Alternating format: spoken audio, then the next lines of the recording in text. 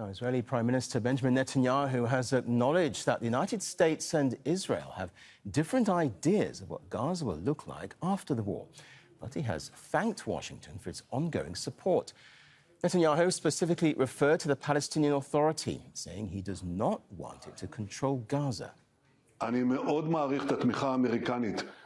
I greatly appreciate the American support for destroying Hamas and returning our hostages.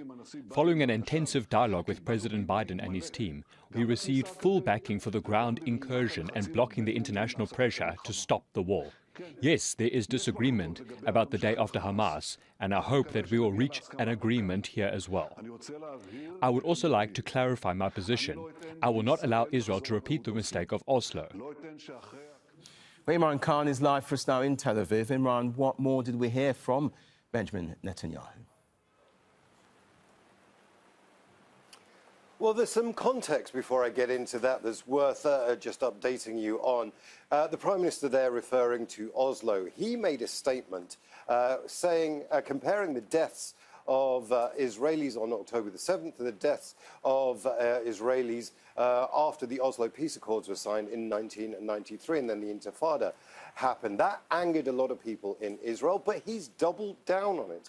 He's basically saying that he's not going to allow any type of peace process that will allow Hamas to stand. He also clarified then that he's also not really that interested in talking about the day after right now. What he wants to do is keep a conversation going about what happens the day after. He's under a lot of pressure when it comes to this day after. What's Israel's plan for the day after?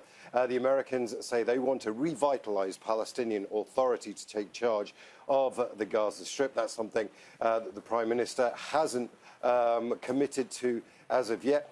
Most Israeli analysts that you speak to, particularly on the far right of things, simply want a military occupation of Gaza, and he's talking about that even more. We've heard leaks from the Security Cabinet where he mentions the military occupation of Gaza. That seems to be the only thing that he wants. However, there'll be a lot of pressure from the international community and from within Israel itself to allow the Palestinian Authority to rule there. But what shape that takes, no one knows, and no one has any idea, certainly not the Prime Minister. Imran Khan, thanks very much indeed.